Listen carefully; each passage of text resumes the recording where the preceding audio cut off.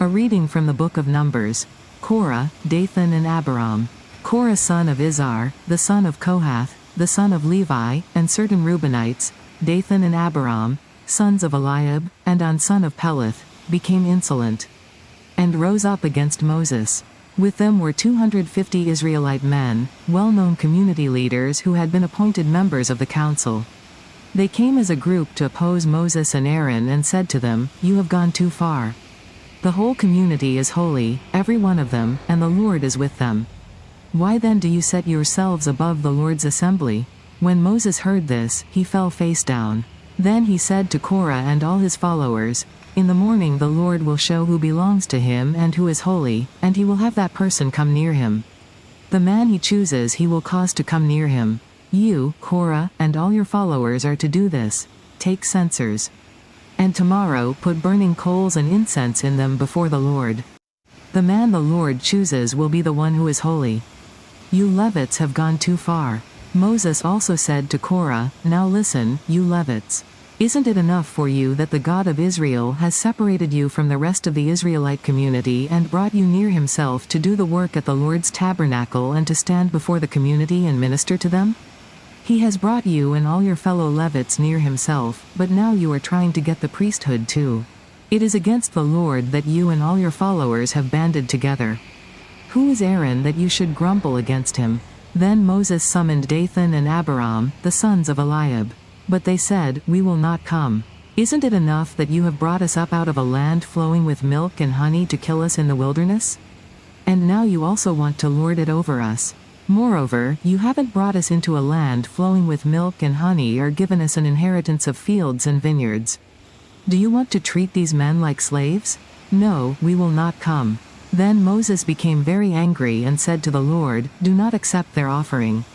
I have not taken so much as a donkey from them, nor have I wronged any of them." Moses said to Korah, "You and all your followers are to appear before the Lord tomorrow, you and they and Aaron. Each man is to take his censer and put incense in it, 250 censers in all, and present it before the Lord. You and Aaron are to present your censers also." So each of them took his censer, put burning coals and incense in it, and stood with Moses and Aaron at the entrance to the tent of meeting. When Korah had gathered all his followers in opposition to them at the entrance to the tent of meeting, the glory of the Lord appeared to the entire assembly. The Lord said to Moses and Aaron, "Separate yourselves from this assembly so I can put an end to them at once." But Moses and Aaron fell face down and cried out, "O God, the God who gives breath to all living things, will you be angry with the entire assembly when only one man sins?" Then the Lord said to Moses, "Say to the assembly, move away from the tents of Korah, Dathan and Abiram." Moses got up and went to Dathan and Abiram, and the elders of Israel followed him. He warned the assembly, "Move back from the tents of these wicked men. Do not touch anything belonging to them, or you will be swept away because of all their sins." So they moved away from the tents of Korah, Dathan and Abiram. Dathan and Abiram had come out and were standing with their wives, children and little ones at the entrances to their tents. Then Moses said, "This is how you will know that the Lord has sent me to do all these things and that it was not my idea. If these men die a natural death and suffer the fate of all mankind, then the Lord has not sent me. But if the Lord brings about something totally new, and the earth opens its mouth and swallows them, with everything that belongs to them, and they go down alive into the realm of the dead, then you will know that these men have treated the Lord with contempt." As soon as he finished saying all this, the ground under them split apart. And the earth opened its mouth and swallowed them and their households, and all those associated with Korah, together with their possessions. They went down alive into the realm of the dead, with everything they owned. The earth closed over them, and they perished and were gone from the community. At their cries, all the Israelites around them fled, shouting, "The earth is going to swallow us too." And fire came out from the Lord and consumed the 250 men who were offering the incense.